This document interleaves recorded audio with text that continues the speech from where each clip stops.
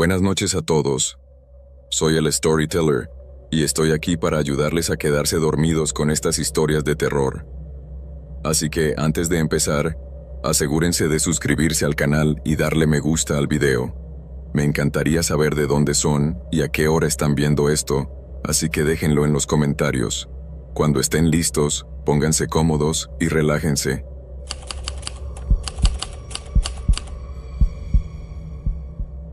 Había jurado, con la vehemente convicción que suele reservarse para las conversiones religiosas o para dejar de fumar, que había terminado con las aplicaciones de citas. Mi última relación sentimental, si es que se le puede llamar así, se había disuelto de una manera tan silenciosamente humillante que me dejó un sabor amargo en la boca durante meses. Me habían dejado plantada en un solo fin de semana, borrada de la vida de alguien de una manera tan eficaz que sentí como si toda mi existencia no pudiera sobrevivir a su rutina dominical de reinicio. Hice un pacto conmigo misma, no más deslizar el dedo.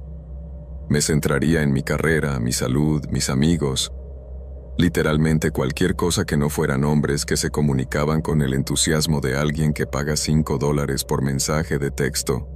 Pero todos sabemos que las promesas de ruptura son frágiles, al igual que los propósitos de Año Nuevo. Suenan maduras y firmes, hasta que una aburrida noche de martes te golpea con todo el peso de su monotonía. Era un martes a mediados de octubre. Acababa de terminar un agotador turno de 10 horas en la clínica, y después de comer demasiadas sobras de Alfredo directamente del Tupperware, cedí. Volví a descargar Hinge. Me lo justifiqué a mí misma porque mis compañeros de trabajo insistían en que era la app para relaciones, aquella en la que la gente era realmente normal. Claro, pensé, lo que sea que te ayude a dormir por la noche. Configuré mi perfil con una eficiencia cansada. Elegí 3 fotos en las que no parecía una rehén en un video de rescate. Escribí un texto mediocre sobre cómo encontrar los mejores tacos de Pittsburgh y subí una sonrisa forzada que había repetido al menos 30 veces frente al espejo del pasillo. Dejé mi teléfono en el cojín del sofá, sin esperar nada más que silencio. Pero en cuestión de minutos, la dopamina empezó a fluir. Las coincidencias empezaron a llegar. La mayoría eran las de siempre. Selfies en el gimnasio tomadas en espejos sucios, hombres sosteniendo peces como si fueran trofeos de guerra y chicos cuyas frases iniciales eran solo un emoji de una mano saludando. Entonces, uno destacó. Caleb, un nombre que no había oído en mucho tiempo. Sonaba clásico, no moderno. Tu perfil no llamaba la atención, simplemente existía. La foto principal te mostraba de pie frente a una cafetería en el Strip District, con las manos metidas en los bolsillos y una sonrisa ligeramente torcida y torpe. Tenías el pelo castaño revuelto y unas gafas de montura gruesa que reflejaban la luz. Parecía el tipo de chico que disfrutaba genuinamente de la fotografía como forma de arte, no solo como una herramienta para ligar con chicas. Había comentado una de mis publicaciones sobre comida. Los tacos están buenos, pero ¿alguna vez has probado un sándwich Primanti a las 2 de la madrugada? Eso es lo que me mata. Sonreí y le respondí. Si crees que la ensalada de col va bien en un sándwich, estamos empezando con mal pie, amigo. Él respondió casi al instante. Supongo que tendremos que debatirlo como adultos maduros, mientras comemos. Puse los ojos en blanco, pero las comisuras de mi boca se curvaron hacia arriba. Hacía mucho tiempo que un mensaje de texto no me parecía que viniera de un ser humano y no de un bot. Acabamos enviándonos mensajes durante casi 2 horas esa noche. Hablamos de la vida, de nuestros pasatiempos más extraños, de chistes tontos de papá, e intercambiamos historias de terror sobre nuestros peores trabajos. Era torpe, claro, pero parecía sincero. En un mar digital de poses, su torpeza resultaba refrescante. Así que, cuando me preguntaste si quería quedar en The Forge, una taberna del centro, la noche siguiente, el miércoles 16 de octubre, dije que sí. No estaba nerviosa, exactamente. Solo curiosa. Quizás un poco esperanzada, a pesar de mi buen juicio. Llegué 15 minutos tarde porque el tráfico de Pittsburgh tiene una vendetta personal contra cualquiera que intente ser puntual. Cuando finalmente vi a Caleb esperando fuera bajo el toldo, con las manos metidas en los bolsillos de su chaqueta vaquera, balanceándose sobre los talones, sentí una pequeña ola de alivio recorrerme. Era exactamente igual que en las fotos, sin engaños, sin sorpresas ocultas. «Hola», dije, saludando con demasiado entusiasmo mientras me acercaba. Él sonrió, tímido pero cálido. «Hola Mara, estás estupenda». «Tú también», respondí, sorprendida de descubrir que lo decía en serio. Y no era una mentira. Nos sentamos en una mesa alta en el interior. El lugar olía a lúpulo tostado, pretzels fritos y madera vieja. El rock clásico sonaba bajo en los altavoces, creando un ambiente informal y seguro. Durante los primeros 45 minutos, todo fue sorprendentemente bien. Hablamos de mi trabajo como asistente clínica, de su trabajo como diseñador gráfico autónomo y de los cambios en el horizonte de la ciudad. No era ruidoso ni excesivamente encantador, como un vendedor de coches usados. Era auténtico, un poco reservado, un poco inquieto, pero dulce. «¿Qué te llevó a descargar Hinge de nuevo?», preguntó, trazando el borde de su vaso con el dedo. Me encogí de hombros y rompí un trozo de pretzel. El aburrimiento, la curiosidad, la presión de los amigos, la trinidad impía de siempre. Él se rió, con una risa sincera. Lo mismo, mis amigos no paran de decirme que soy demasiado exigente, lo cual es grosero, porque ahora mismo estoy emparejado contigo, así que está claro que la broma les ha salido mal. Levanté una ceja en tono juguetón. Eso ha sido casi un cumplido. Casi, sonrió. Hablamos durante 2 horas. El tiempo no se hizo eterno, sino que pasó sin darnos cuenta. Nos despedimos en la acera con un suave abrazo que se prolongó un segundo más de lo esperado. Esa noche volví a casa pensando, quizás, solo quizás, debería haberlo sabido. Durante las siguientes semanas, Caleb se comunicó conmigo de forma esporádica. Me enviaba mensajes de texto cada 3 o 4 días, breves y secos. A veces desaparecía en medio de una conversación durante 24 horas, pero veía que veía mis historias de Instagram al instante. Eso era una señal de alarma importante, lo que mi amiga Chloe llamaba el gran asco. Cuando hablábamos, el ambiente había cambiado. Era más frío. Parecía que estaba interesado, pero solo cuando le convenía, solo cuando necesitaba alimentar su ego. Una noche a principios de noviembre, Chloe me dijo sin rodeos, «Chica, te está dando lo mínimo. Bloquéalo y sigue adelante. No eres un centro de rehabilitación para hombres emocionalmente inaccesibles». Al final, lo hice. Bueno, más o menos. Dejé de responder primero. Luego dejé de responder por completo. Pensé que poco a poco desapareceríamos de la vida digital del otro, la forma moderna de decir adiós. Pero la vida tenía otros planes. 3 semanas después, en una aburrida noche de miércoles, el 12 de noviembre, recibí una notificación. «Caleb comentó tu foto». Ya no estábamos emparejados en Hinge, pero él había vuelto a encontrar mi perfil y me había enviado un mensaje. «Hola, sé que hace tiempo que no hablamos, pero ¿quieres que quedemos esta noche?» Me quedé mirando mi teléfono, confundida, pero también increíblemente aburrida. Las reglas y el respeto por uno mismo siempre son más débiles a las 9 de la noche. Cuando estás solo, cansado y ansiando compañía. «Claro», respondí, en contra de todos los instintos que había perfeccionado a lo largo de los años. ven a recogerme. Fue una estupidez. Ahora lo sé. En el fondo, ya lo sabía entonces. 30 minutos más tarde, un Honda Civic gris oscuro se detuvo junto a la acera frente a mi edificio de apartamentos. Noté una grieta en el parachoques delantero, pegada con lo que parecía cinta adhesiva. Me subí. Al instante, sentí que la temperatura del coche no era la adecuada. No hacía frío físicamente, pero el ambiente era lúgubre. «Hola», dije, abrochándome el cinturón de seguridad.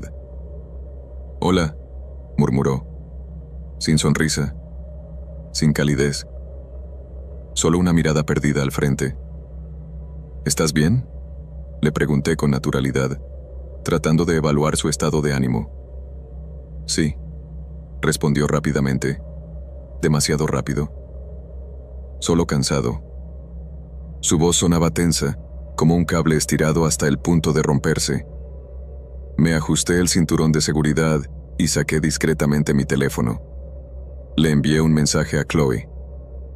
«De nuevo con Caleb. El ambiente no me gusta».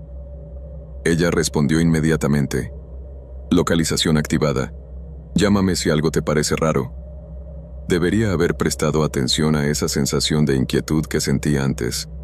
Debería haber dicho que había cambiado de opinión y haberme bajado del coche, pero la retrospectiva siempre es más fuerte que el instinto en el momento. Mientras Caleb conducía, el silencio se volvió pesado y sofocante.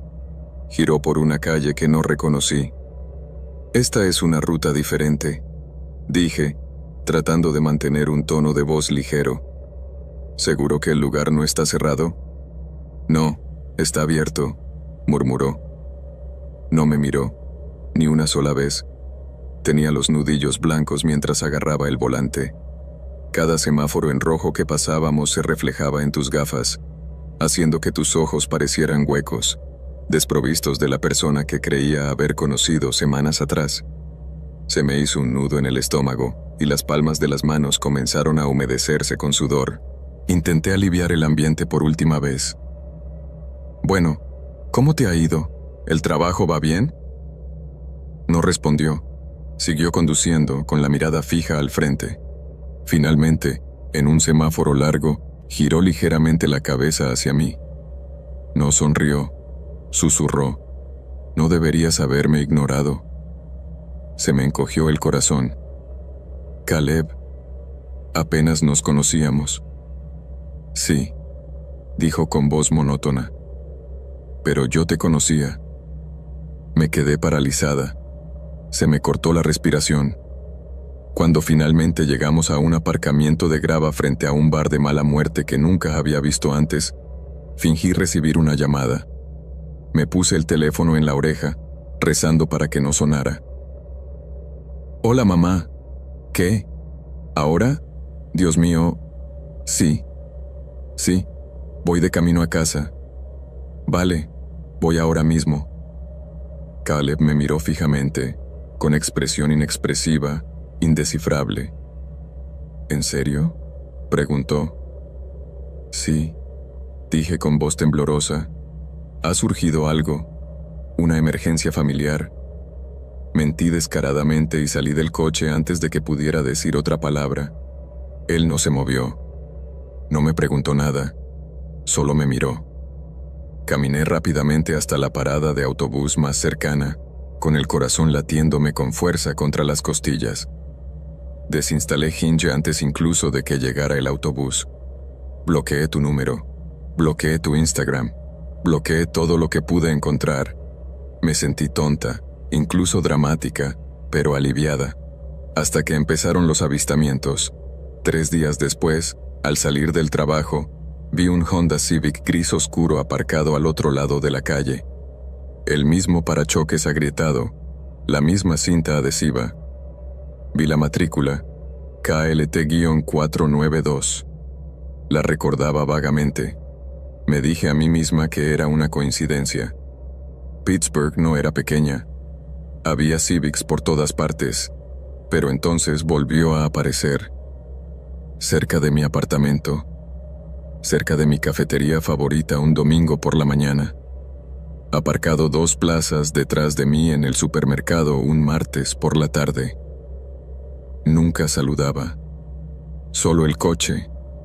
Siempre el coche. Sentí opresión en el pecho durante días.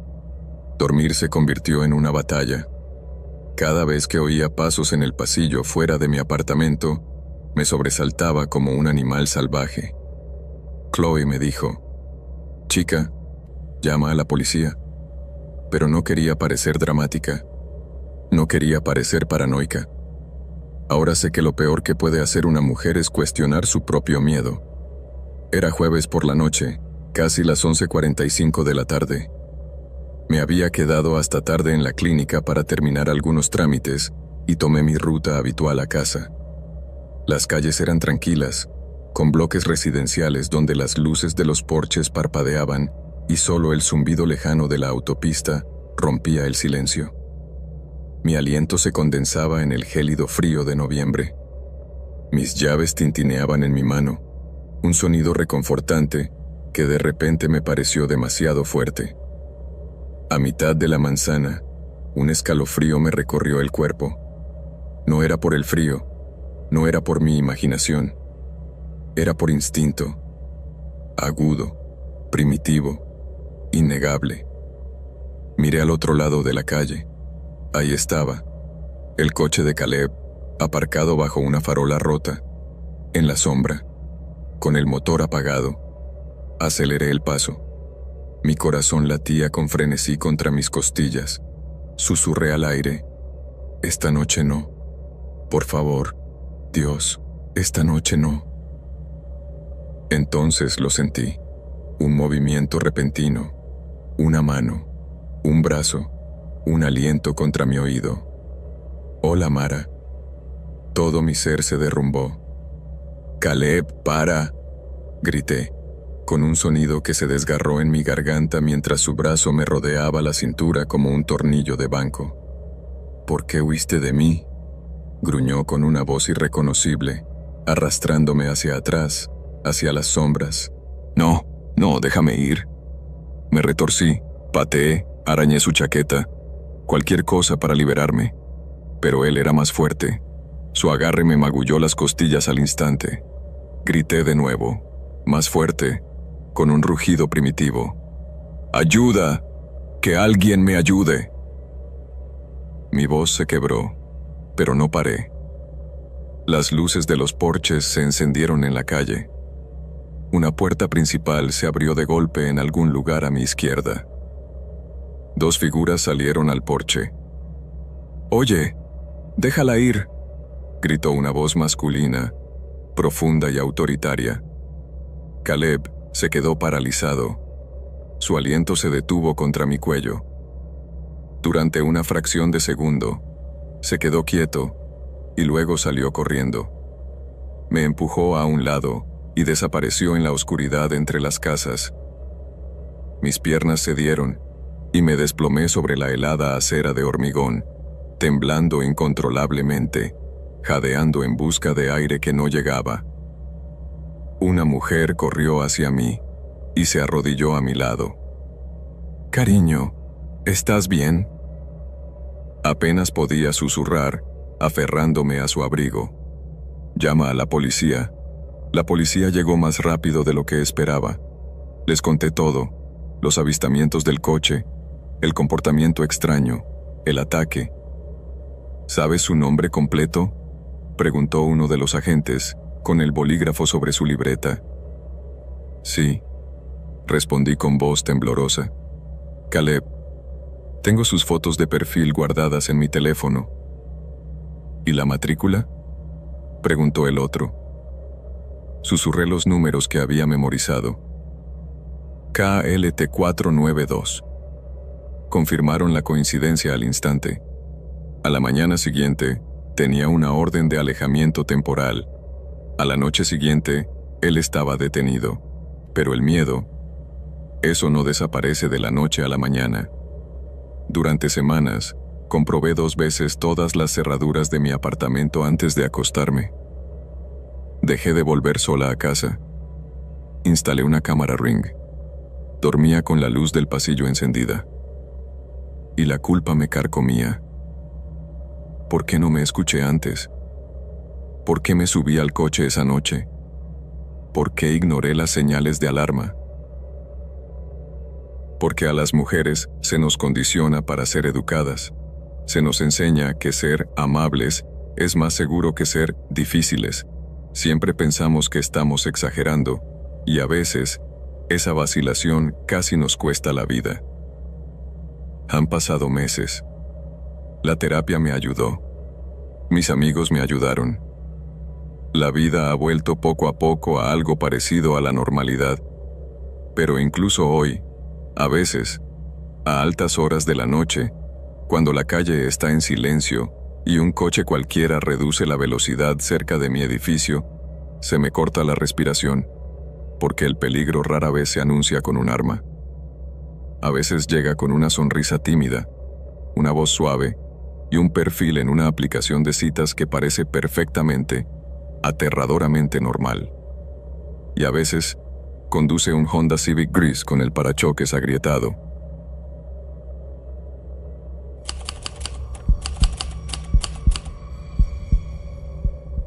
Nunca imaginé que la soledad pudiera manifestarse como un peso físico, algo pesado y sofocante que se posaba en tu pecho cada mañana antes incluso de abrir los ojos.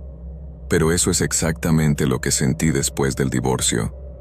Tenía 34 años y trabajaba por turnos en The Rusty Spoon, una cafetería local en Greystone, Oregón, una ciudad donde la lluvia parecía permanente y las noches eran más frías de lo que jamás había recordado.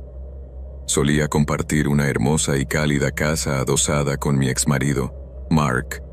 Teníamos rutinas cómodas, horas cálidas, una vida que tenía sentido. Después del divorcio, me mudé a un apartamento de una habitación que crujía, encima de una tienda de segunda mano. Era el tipo de lugar donde las luces de la escalera parpadeaban de forma inquietante y los radiadores golpeaban en mitad de la noche como si alguien estuviera llamando desde dentro, exigiendo que lo dejaran salir. El dinero escaseaba. Mucho. Algunos turnos, contaba mis propinas en billetes de $1 y monedas de 25 centavos solo para ver si podía permitirme comprar comida decente o si volvería a hacer ramen instantáneo otra vez.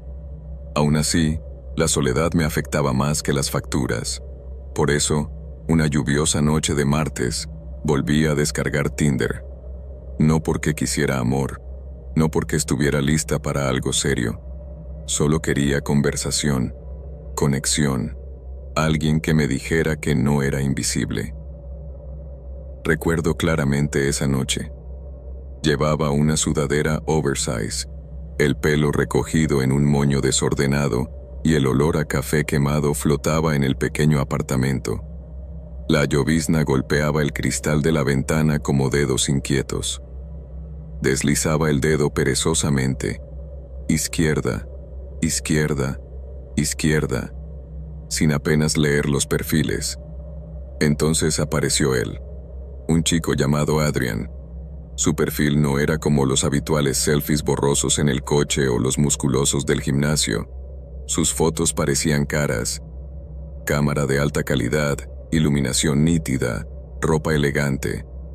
En una foto aparecía de pie junto a un acantilado con vistas al Océano Pacífico, con el viento en el pelo. En otra aparecía en una galería de Portland, con aire pensativo. En otra, por extraño que parezca, aparecía saliendo de lo que parecía la terminal privada de un aeropuerto. Una parte de mí puso los ojos en blanco y pensó, ¡qué pretencioso!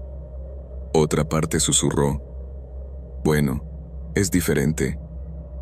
Deslicé hacia la derecha. Ni siquiera un minuto después, la pantalla parpadeó. Es una coincidencia. Él me envió un mensaje primero. Adrian. Hola. No esperaba que alguien como tú deslizara hacia la derecha. Fruncí el ceño ante la pantalla. ¿Alguien como yo? ¿Qué significaba eso? Yo, Tessa, la barista de 34 años que vive encima de una tienda de segunda mano. Yo. ¿Y qué soy exactamente? Adrian. Alguien que parece real, no artificial, que no se esfuerza demasiado. Es algo poco habitual aquí. De hecho, sonreí. Una sonrisa real y genuina. Hablamos durante horas esa noche. Era encantador, con el punto justo de coquetería, un toque de misterio y sorprendentemente abierto. Dijo que trabajaba en logística de lujo, fuera lo que fuera eso. Dijo que viajaba constantemente por trabajo, lo que explicaba las fotos tan elegantes. A la noche siguiente, me pidió que quedáramos. Normalmente, nunca aceptaba tan rápido, pero había algo en él, quizá la abrumadora soledad que sentía, que me hizo aceptar. Me invitó a un lugar llamado The Gilded Anchor, un restaurante frente al mar por el que solo había pasado alguna vez, porque sabía que una ensalada allí costaba más que mi salario por hora. Le envié un mensaje antes de salir. Oye, este lugar parece muy caro. ¿Estás seguro, Adrian?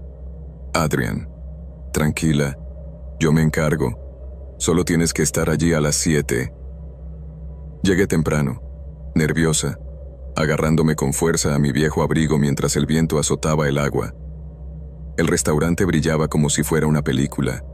Luces ámbar suaves, música jazz, gente vestida como si sus cuentas bancarias tuvieran realmente comas. Entonces él entró. Alto, cabello oscuro, barba bien cuidada, un elegante chaquetón azul marino y ojos del color del cristal a medianoche. Tenía un aspecto pulido, como si no encajara en mi vida desordenada y fragmentada. Sonrió cuando me vio. «Vaya», dijo en voz baja, mirándome de arriba a abajo. «Eres aún más guapa en persona». Nadie me había dicho algo así en meses. Hablamos durante 2 horas. Me preguntó por mi trabajo, mi divorcio, mis sueños de volver a estudiar. Escuchaba de una forma que la mayoría de la gente no hace. Realmente escuchaba. Pero también había cosas extrañas, pequeñas fisuras en la perfección. Evitaba por completo las preguntas sobre su familia. No dejaba que el camarero se llevara su tarjeta de crédito fuera de su vista. Insistía en pasarla por el datáfono en la mesa. Y no dejaba de mirar hacia las ventanas, escudriñando el aparcamiento como si estuviera comprobando si alguien nos observaba. Cuando llegó la cuenta, me entró el pánico. Superaba fácilmente los $200. Ni siquiera miraste la cantidad. Simplemente deslizaste una elegante tarjeta negra en la carpeta y me la devolviste.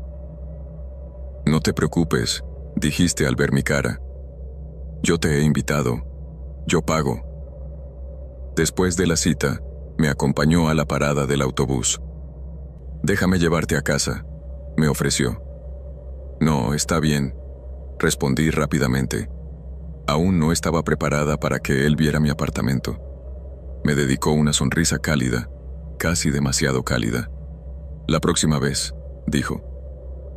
Nos volvimos a ver el fin de semana siguiente. Esta vez, me llevó al puerto deportivo, donde había reservado un paseo privado en barco al atardecer. Me quedé mirando el pequeño yate con incredulidad. «Adrian, esto es demasiado», le dije. «Solo hemos salido 2 veces». Se encogió de hombros con indiferencia y se ajustó sus caras gafas de sol. «No te preocupes por el precio. Me gusta mimar a la gente que se lo merece». El crucero fue precioso y real, como salir de mi deprimente realidad durante unas horas. Pero entre tanta belleza, las pequeñas cosas me parecían cada vez más extrañas. Me hacía preguntas que me resultaban extrañamente específicas. ¿Cuánto ganas en la cafetería en una buena noche? ¿Vives sola en ese apartamento? ¿Tus padres viven cerca? ¿Recibes muchos paquetes? ¿Cerras las ventanas por la noche? Me reí de algunas de ellas, pero él no se rió conmigo. Esperaba las respuestas con una intensidad extraña.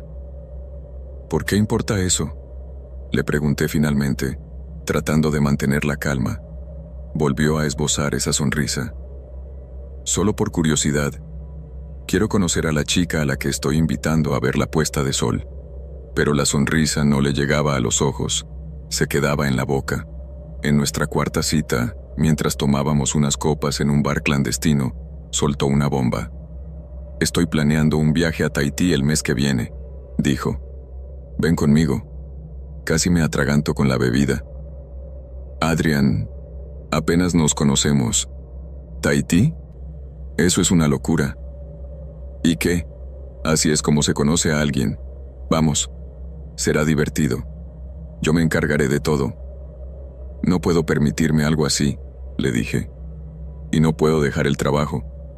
«Te lo he dicho, yo lo pagaré. Solo di que sí». Algo en su tono me hizo sentir un nudo en el estómago. No era una oferta, parecía una exigencia envuelta en generosidad. «Déjame pensarlo», dije. Su mandíbula se crispó. Solo una vez, una onda de tensión. Luego volvió a sonreír. «Claro, piénsalo». 2 días después, le envié un mensaje. Yo: «Adrian, te agradezco mucho todo, pero el viaje es demasiado. No estoy preparada para algo tan grande. Creo que tenemos que ir más despacio». No hubo respuesta. 10 minutos después, sonó mi teléfono. Respondí: «Hola, solo quería...». «Eres una basura desagradecida». La voz al otro lado del teléfono no era la de Adrian que yo conocía. Era una explosión de rabia pura y sin adulterar. El veneno de su voz me heló la sangre. «¿Adrian? ¿Qué? ¿Que me calme? ¿Que me calme?», gritó. «¿Después de todo lo que he gastado en ti? ¿Después de todo lo que he invertido en ti?». «Escucha, yo no te pedí que gastaras», me interrumpió. «Me debes dinero. ¿Me oyes, Tessa? Me debes hasta el último dólar». Se me encogió el pecho y me entró el pánico. «Se acabó. Te voy a bloquear». «Inténtalo», gruñó. «Inténtalo y verás lo que pasa». Colgué, con las manos temblando violentamente. Te bloqueé en todas partes. O eso creía. A la mañana siguiente, 27 llamadas perdidas, 54 mensajes de texto. Contesta el teléfono. ¿Crees que puedes humillarme? Eres patética. Contesta ahora. ¿Crees que estás a salvo? No respondí. Ni siquiera salí de mi apartamento. Al tercer día, cedí ante la presión. Lo llamé. Respondió al instante, como si estuviera esperando con el teléfono en la mano. Antes de que pudiera hablar, ya estaba gritando de nuevo. «Tienes que devolverme cada dólar. ¿Crees que soy un banco? ¿Crees que soy una organización benéfica? Págame o te arrepentirás». «No tengo dinero, Adrian. Ya te lo he dicho». Se rió. Un sonido frío y hueco que me puso los pelos de punta. Entonces quizá me quedé con otra cosa. Colgué inmediatamente. Esa noche, en el trabajo, no podía concentrarme. Cada vez que se abría la puerta de la cafetería, se me aceleraba el corazón. ¿Era él? ¿Venía a por mí? Mi turno terminó a la 1 de la mañana. El viento ululaba y las calles estaban en silencio. Caminé desde la parada del autobús hasta mi apartamento, con las llaves apretadas entre los nudillos como garras. En cuanto doblé la esquina de mi edificio, me quedé paralizada.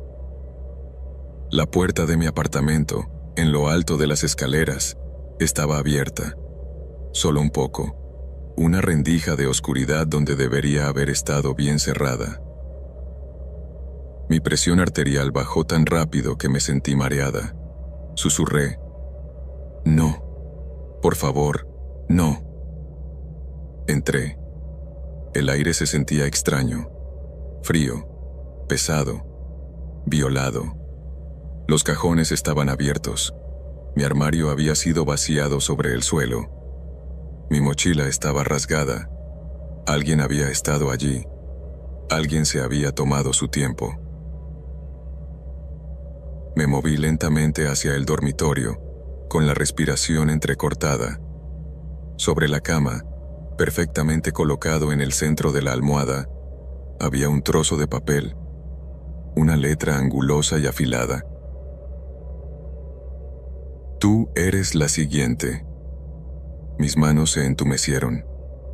Un sonido escapó de mi garganta, mitad sollozo, mitad pánico. Corrí. No paré de correr hasta llegar al apartamento de mi amiga Chloe, a 3 manzanas de distancia. Ella abrió la puerta y gritó cuando vio mi cara. ¿Qué ha pasado? Dios mío, Tessa, ¿qué ha pasado? No podía respirar lo suficiente como para responder. La policía llegó a mi apartamento 1 hora más tarde. Encontraron huellas dactilares. Encontraron una huella de zapato embarrada en mi pequeño balcón. Encontraron una pequeña etiqueta de rastreo pegada debajo de la mesa de mi cocina, del tipo que se usa en el equipaje. Me había estado rastreando. Un oficial me preguntó amablemente. «Pimpino, ¿conoces a alguien que quiera hacerte daño?» Mi voz temblaba tanto que me dolía. Adrian, se llama Adrian. Lo arrestaron a la noche siguiente. Cuando lo interrogaron, todo salió a la luz. No era rico. No se dedicaba a la logística de lujo. Las fotos elegantes eran un montaje. Los lugares prestados, las cenas pagadas con tarjetas de crédito robadas o al límite, el yate alquilado con un nombre falso. Todo era una fachada. Tenía un patrón: bombardear a las mujeres con amor, abrumarlas con generosidad y luego exigirles que le pagaran con intereses, utilizando el miedo para extorsionarlas. Ya lo había hecho antes, pero conmigo fue más allá. Admitió que entró en mi casa porque ella necesitaba una llamada de atención. Así es como lo expresó. Ella necesitaba una llamada de atención. Durante semanas, no pude dormir. Cada golpe en la puerta me aceleraba el corazón. Cada vibración de mi teléfono me revolvía el estómago. Odiaba que se hubiera metido en mi cabeza. Una noche, mientras dormía en el sofá de Chloe, le susurré: ¿crees que podría haber muerto? Ella me miró con los ojos llenos de miedo. Creo que estuviste muy cerca. Me mudé de ese apartamento. Conseguí un trabajo mejor en una panadería en otra parte de la ciudad. Empecé a ir a terapia y dejé de usar las aplicaciones de citas durante mucho tiempo. A veces todavía pienso en lo encantador, dulce y atento que parecía Adrian. Pienso en el momento en que ignoré mi intuición sobre el dinero, sobre las preguntas. Mi abuelo solía decir algo: si parece demasiado perfecto, probablemente sea una trampa. En aquel entonces, me reí de ello. Ahora, me parece la única verdad que importa.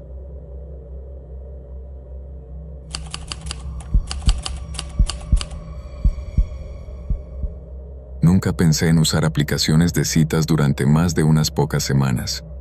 Sinceramente, solo las descargué porque mi primo Leo no dejaba de insistirme. «Hermano, tienes 27 años», me decía, dándome un puñetazo en el hombro un poco demasiado fuerte. «Tienes que conocer gente. No puedes seguir escondiéndote detrás de tus turnos en el almacén y tu PlayStation en ese apartamento antiguo». No le faltaba razón. Mi vida por aquel entonces era, bueno, clínicamente rutinaria. Me levantaba a las 5 de la mañana, trabajaba en mi turno en un centro logístico en el sur de Seattle, cenaba en un restaurante tailandés grasiento al final de la calle y me iba a dormir. Era el tipo de existencia en la que olvidas que los días son en realidad unidades de tiempo distintas. Simplemente se difuminan en una larga mancha gris. Un año antes de que todo esto sucediera, había salido de una relación de 3 años. No fue complicada en el sentido explosivo, solo agotadora emocionalmente. Ella se fue diciendo que queríamos futuros diferentes. Ella quería viajar y caos. Yo quería estabilidad. Fingí que me parecía bien, pero por dentro, eso me afectó. Dejó un vacío silencioso y agudo en mi pecho. Así que cuando finalmente descargué las aplicaciones, me dije a mí mismo que era solo por diversión, solo para ver qué había por ahí. Pero esta me hizo borrar todas las cuentas que tenía y mantenerlas borradas durante meses. Su nombre no era Lena, se llamaba Sophie Vance. Su perfil era refrescante por su simplicidad. 3 fotos, nada escenificado ni filtrado hasta el olvido. Una la mostraba en un huerto de calabazas, riéndose de algo fuera de cámara. Otra la mostraba hojeando vinilos en una tienda de discos, concentrada e intensa. La última era una selfie matutina. Cabello rubio despeinado, ojos suaves, sin maquillaje. Parecía real. Su biografía decía: me gustan los paseos nocturnos en coche, las Polaroid vintage y el café que sabe a combustible de avión. Si no eres un asesino en serie, salúdame. Deslicé hacia la derecha, esperando el silencio habitual. Pero entonces la pantalla parpadeó. Es una coincidencia. Recuerdo que sonreí como un idiota a mi teléfono en la sala de descanso. Ella me envió un mensaje primero. Sophie. Hola, Elias. Me resultas familiar. ¿Sueles frecuentar la zona de Capitol Hill? Yo. Sí, la verdad es que sí. Ese restaurante tailandés de Pike. Prácticamente les pago el alquiler. Sophie. Dios mío, no me digas. Su Patsy EU te cambia la vida. Conectamos al instante. La conversación fluyó con una facilidad aterradora, como si nos conociéramos desde hacía años. Hablamos de música, intercambiamos historias tontas sobre traumas infantiles, debatimos sobre las mejores películas de terror, de todo. Pero había una cosa rara. Nunca me dio su número. Cada vez que insinuaba sutilmente que pasáramos a los mensajes de texto, ella lo esquivaba con una broma o cambiando de tema. Finalmente, después de 3 días de mensajes sin parar, le pregunté al respecto. ¿No te gusta enviar mensajes de texto? ¿O solo te haces la difícil? Sophie. No, solo soy cautelosa. Primero quiero asegurarme de que eres de fiar. Algunos chicos se ponen raros cuando consiguen tu número, pero tú pareces majo. Me pareció razonable, respeté su cautela. Después de 4 días, decidí arriesgarme. ¿Quieres que quedemos para demostrarte que no soy raro? Ella respondió casi al instante. Sophie. Sí, quedemos el jueves. ¿A las 8:30 de la noche? ¿M? Sentí una emoción real, incluso mariposas en el estómago. Quedamos en un pequeño local tranquilo llamado The Miller's Tap, justo al lado de Pine Street. Era una elección segura. Buena iluminación, concurrido, público. Pero 1 hora antes de la cita, me envió un mensaje. Sophie. Hola. Miller's está cerrado esta noche por un evento privado. Acabo de pasar por allí, pero hay un lugar llamado The Blackbird Social a unas pocas cuadras.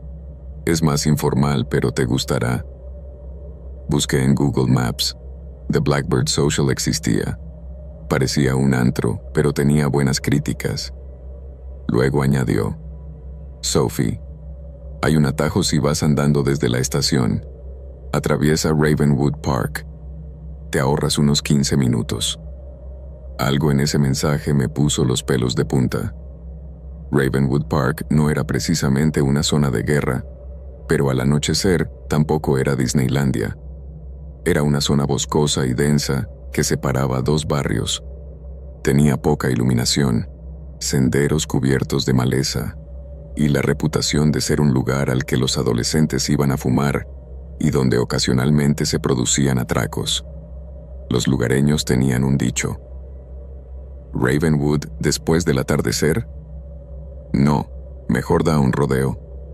Pero no quería parecer paranoico, no quería ser el tipo que le tenía miedo a la oscuridad. Así que escribí: Genial, voy para allá. Salí de mi apartamento temprano, nervioso como un estudiante de secundaria. El aire de noviembre era cortante y congelaba la humedad de mi nariz. Las farolas zumbaban sobre mi cabeza, proyectando largas sombras ámbar descoloridas sobre el pavimento. Te envié un mensaje cuando me acerqué a la entrada del parque. Yo, ahora mismo voy hacia el parque. Ella respondió, Sophie. Genial. Yo ya estoy aquí. Date prisa, tío.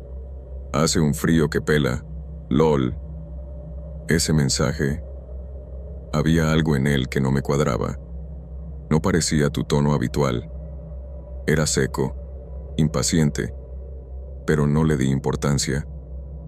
Son los nervios, me dije. Solo tiene frío. Cuando llegué a la entrada del parque Ravenwood, el camino parecía la boca de una cueva. Los árboles formaban un espeso dosel sobre mi cabeza que se tragaba la poca luz de la luna que había. La única iluminación provenía de una sola farola moribunda que parpadeaba de forma arrítmica. Se me hizo un nudo en el estómago. Me detuve. Escribí rápidamente. Oye, el parque parece muy peligroso esta noche.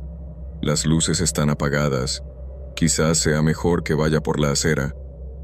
Antes de que pudiera bajar el teléfono, apareció un nuevo mensaje. Sophie, no seas niño. Estoy esperando. Date prisa. Mi pulgar se congeló sobre la pantalla. Sophie nunca hablaba así. Era sarcástica, claro, pero nunca grosera, nunca insistente. Se me encogió el pecho. Por primera vez, dudé. Entonces ella envió otro mensaje. Sophie. Elías, en serio, ven por el parque. Este ni siquiera sonaba humano. No parecía un mensaje de texto, sino una orden directa. Sentí cómo cambiaba el aire a mi alrededor. Se me erizaron los pelos de los brazos. Retrocedí desde la entrada del parque y me quedé mirando al abismo del sendero. Aunque no corría ni una pizca de viento, las ramas parecían mecerse. Mis instintos me gritaban, una advertencia primitiva del cerebro reptiliano. No. Que le den, murmuré.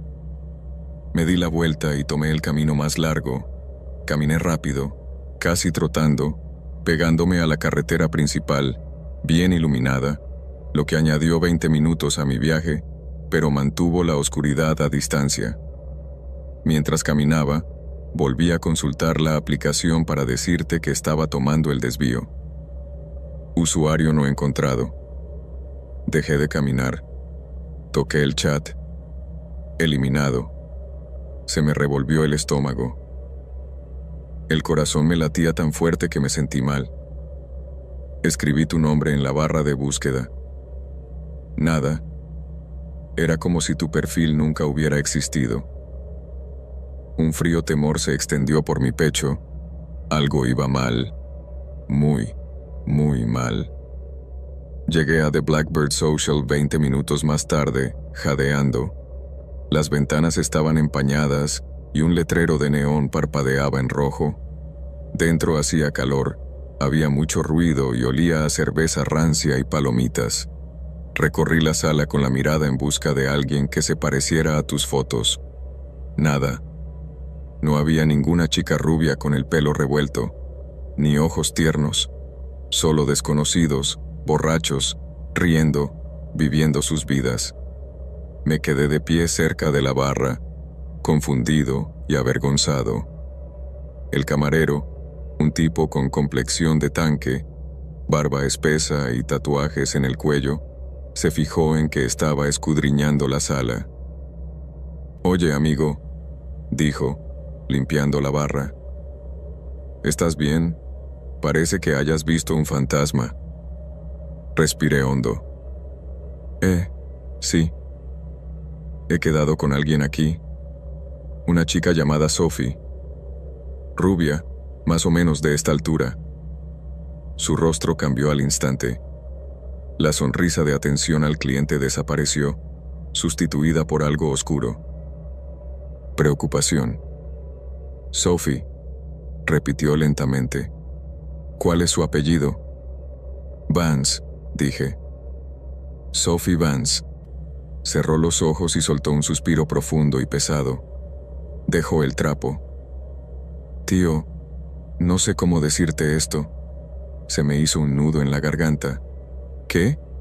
Bajó la voz y se inclinó sobre la barra. Una chica llamada Sophie Vance solía venir aquí a menudo, hace como 3 años. Lo miré fijamente. Vale, dijo con voz grave. Murió, tío. Sentí un nudo en el estómago. ¿Qué? Asintió con la cabeza. La encontraron cerca de Ravenwood Park, a altas horas de la noche. Fue horrible, tío. Realmente horrible. Todo el barrio estuvo hablando de ello durante meses. Sentí que las rodillas me temblaban. Yo debo de estar pensando en otra persona, susurré. Él negó con la cabeza. No. Rubia, pelo revuelto, le gustaban las cámaras antiguas, hablaba con voz suave. Sí, respondí con voz entrecortada. Es la misma chica, tío. Sentí un escalofrío recorriendo mi espalda. Solía quedar con chicos de aplicaciones de citas, continuó, con voz apenas audible. Su caso nunca se resolvió. Me sentí mareado. Me agarré al borde de la barra para mantenerme en pie. Y lo más espeluznante, añadió, inclinándose aún más hacia mí y clavando sus ojos en los míos. Eres el tercer chico este invierno que viene a preguntar por ella. Mi corazón dejó de latir. Susurré.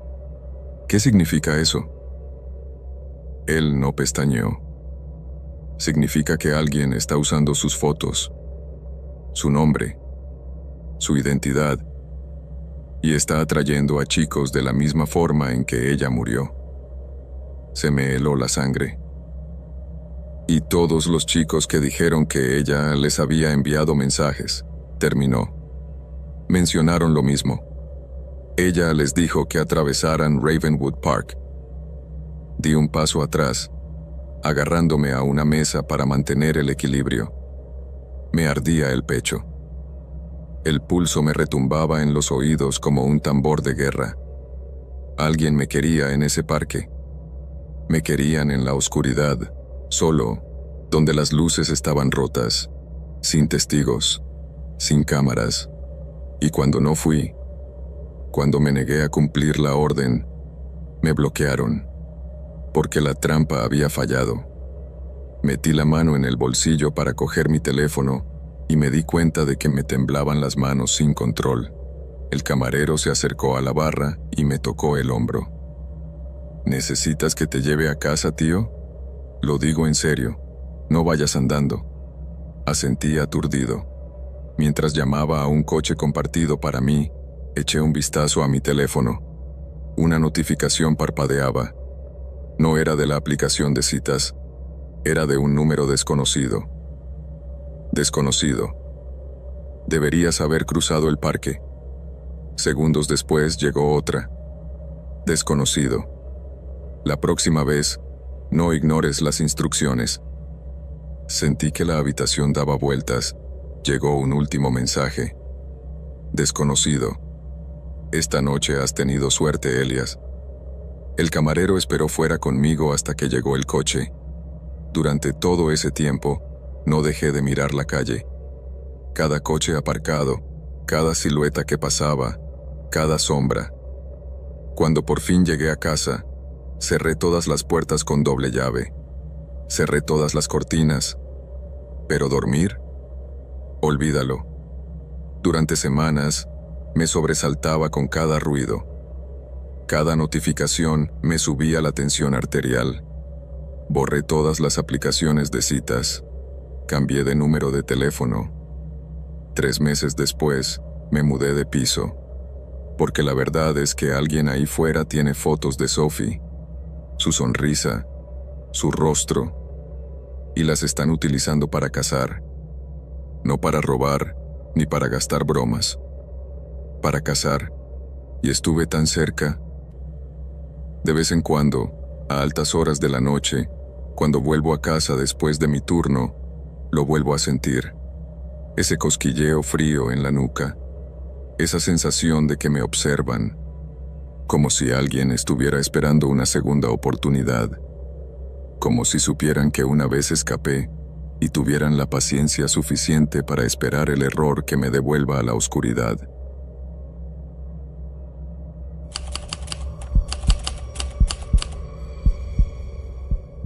Nunca pensé que la soledad pudiera volverme estúpido, pero al parecer, reduce tu coeficiente intelectual en unos 50 puntos. Ahora tengo 20 años, pero esto sucedió unos meses después de cumplir 19. Fue durante ese extraño periodo de limbo en el que eres legalmente adulto, pero aún no tienes ni idea de cómo funciona el mundo. Acababa de mudarme de Chicago a Northside Flats, un barrio industrial y sórdido a las afueras de Jersey City. Mi madre aceptó un trabajo en una empresa de logística y yo vivía con ella en un apartamento de 2 habitaciones encima de una lavandería abierta las 24 horas. Todo el edificio olía siempre a suavizante y a humo de cigarrillo rancio. La gente siempre supone que soy mayor de lo que soy. Mido 1,93 metros, tengo los hombros anchos, estoy hecho como un portero de discoteca y tengo barba desde los 15 años. En el instituto era ese chico al que le dejaban comprar cerveza sin carné, porque los dependientes pensaban que era un padre cansado. A veces, parecer mayor juega a tu favor, pero en este caso, casi me cuesta la vida. Mi novia, Maya, había roto conmigo 3 semanas antes. 7 meses juntos, perdidos. Dijo que era emocionalmente vacío, sea lo que sea que eso signifique. Tenía el corazón roto de esa forma silenciosa y vergonzosa de la que los chicos no hablan. Mi mejor amigo, Jax, que tiene 25 años y trabaja en la construcción, no paraba de decirme que lo superara. «Tío, vuelve a salir ahí fuera», me decía mientras se desplazaba por su propio teléfono. «Pareces tener 25 años. Nadie te va a cuestionar nada. Descárgate la aplicación. Habla con alguien guapo. Deja de estar deprimido». Me resistí durante 2 días. Luego, en una solitaria noche de viernes, cedí. No buscaba el amor. Quería distraerme. Creé un perfil. Usé mis fotos reales, pero cambié mi edad a 24 en lugar de 19. Me lo justifiqué pensando, bueno, lo aparento. Después de unas horas de deslizar sin pensar, coincidí con una chica llamada Clara Reed. Sus fotos eran impresionantes, casi demasiado impresionantes.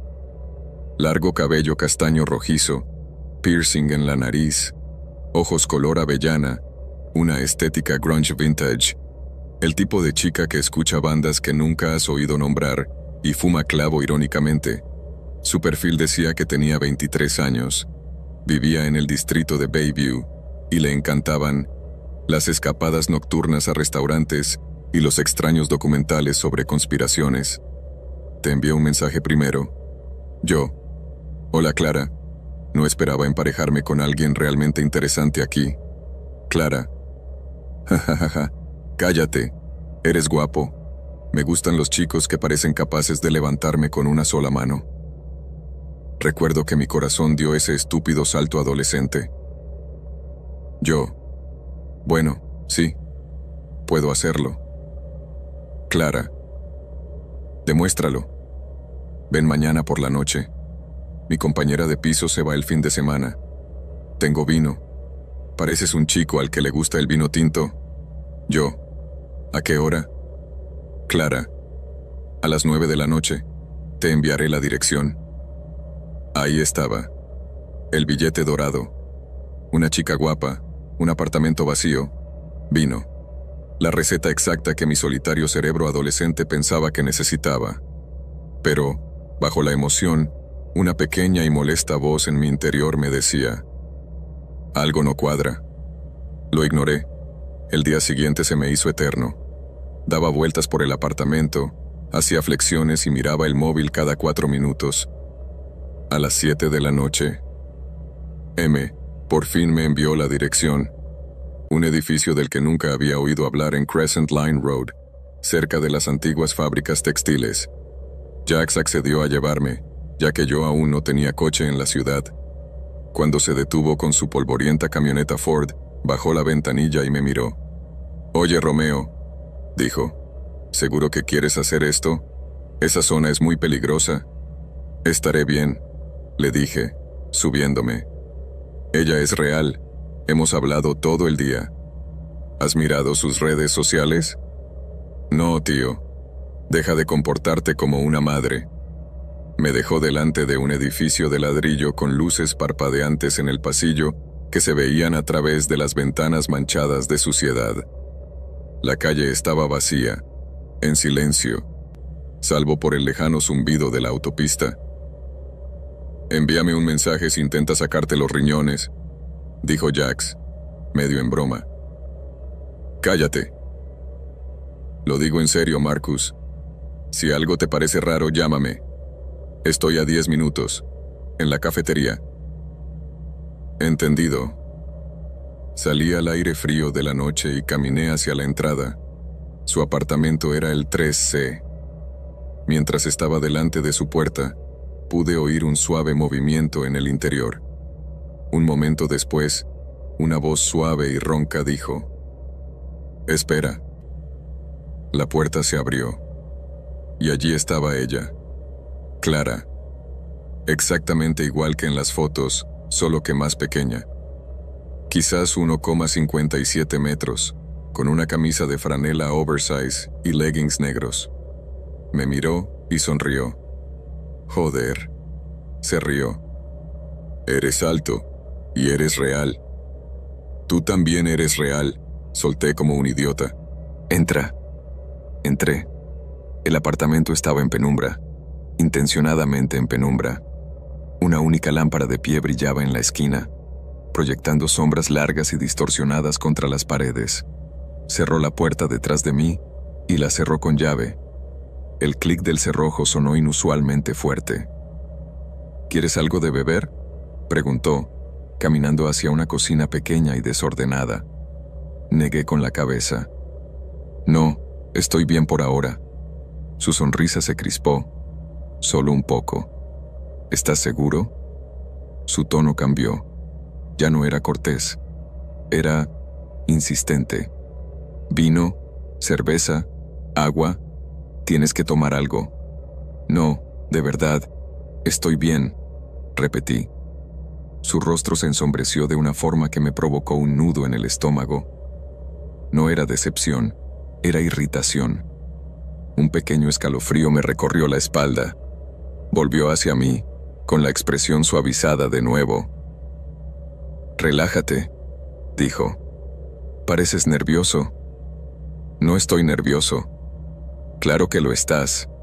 Eres enorme, pero ahora mismo tienes la energía de un cervatillo».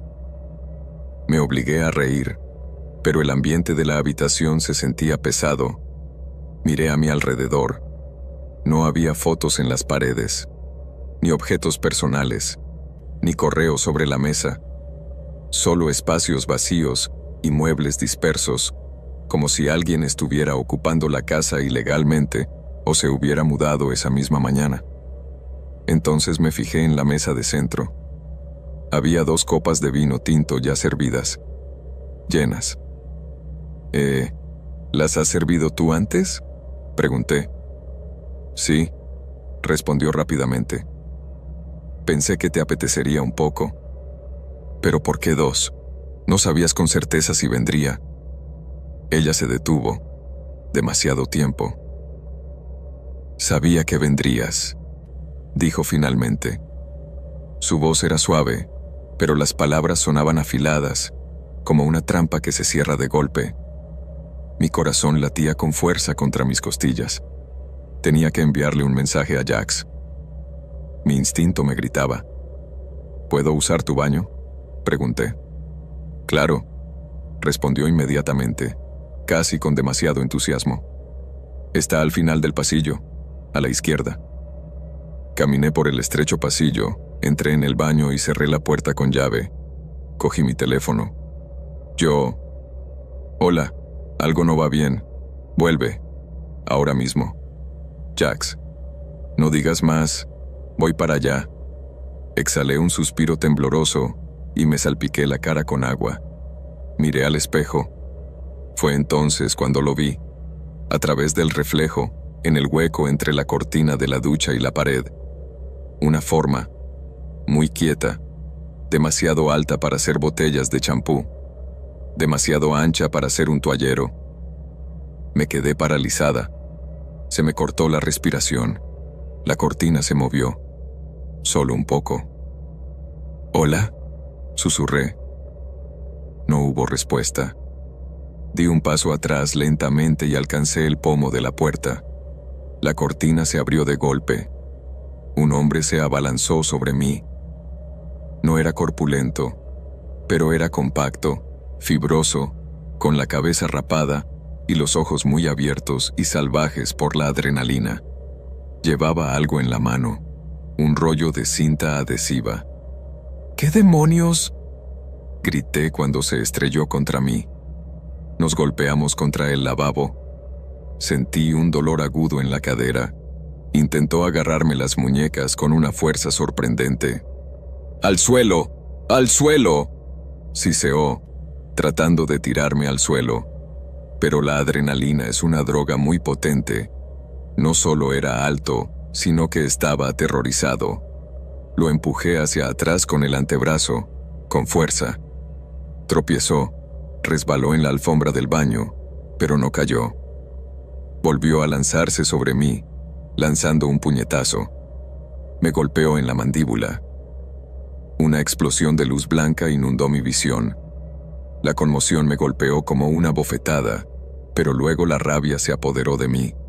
Yo era más grande, mucho más grande. Lo derribé. Nos estrellamos contra la pared de la ducha, desprendiendo azulejos. «¡Para!», gritó. «¿Para qué?», le respondí rugiendo. Intentó estrangularme. Gran error. Le aparté las manos, le agarré de la camisa y eché todo mi peso hacia adelante, estrellándole contra el borde de porcelana de la bañera. Gimió, sin aire en los pulmones. Le di 2 puñetazos, fuertes y torpes, hasta que aflojó el agarre. Entonces lo oí. Un grito desde el pasillo. Clara irrumpió en la habitación. «¿Qué demonios estás haciendo?», chilló.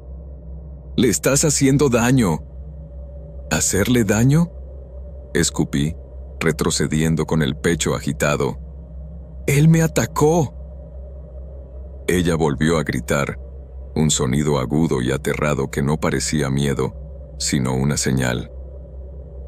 No esperé a averiguarlo. La empujé, casi tirándola contra la pared, y salí corriendo por el pasillo. Abrí la puerta principal de un tirón, bajé las escaleras a toda velocidad, 3 escalones a la vez, y salí al aire frío de la noche. La camioneta de Jax dobló la esquina en ese mismo instante. Pisó el freno y se asomó por la ventana. «¡Sube! ¡Sube!», me metí en el asiento del copiloto. «¿Qué demonios ha pasado?», gritó saliendo del aparcamiento. «Había un tipo», jadeé comprobando mi mandíbula. «En el baño, me atacó. Ella me tendió una trampa. Te lo juro, tío, me tendió una trampa». Me temblaban tanto las manos que apenas podía sujetar el cinturón de seguridad. Jax no dejaba de mirarme, con el rostro pálido. «Tío, joder, ¿estás bien?». «No», susurré, mirando la calle vacía detrás de nosotros. «Realmente no creo que lo esté». Fuimos directamente a la comisaría. Les mostré todo a los agentes, los mensajes de texto, su perfil, la dirección, el moretón que se estaba formando en mi cara. Uno de los agentes, un tipo de aspecto cansado con bigote, escuchó toda la historia. «Entonces», dijo, frotándose los ojos, «fuiste a conocer a una chica que no conocías, en un barrio peligroso, ¿Y había un hombre escondido en la ducha? Sí, respondí. ¿Y eres menor de edad? Sí. ¿Y mintiste en la aplicación diciendo que tenías 24 años? Parezco mayor, murmuré, sabiendo lo estúpido que sonaba. Él suspiró. Hijo, ¿sabes cuántos casos como este no llegan a ninguna parte? Se me revolvió el estómago. ¿Qué quieres decir? No hay cámaras en ese pasillo. No hay testigos dentro del apartamento. No tienes lesiones graves, salvo un moratón. La chica puede afirmar que no tenía ni idea de que el hombre estuviera allí. Tal vez decir que era un exnovio que entró por la fuerza. O dirán que tú los atacaste. Pero ella lo sabía, insistí. Él vino. La puerta estaba abierta. Ella lo sabía. Quizás, dijo.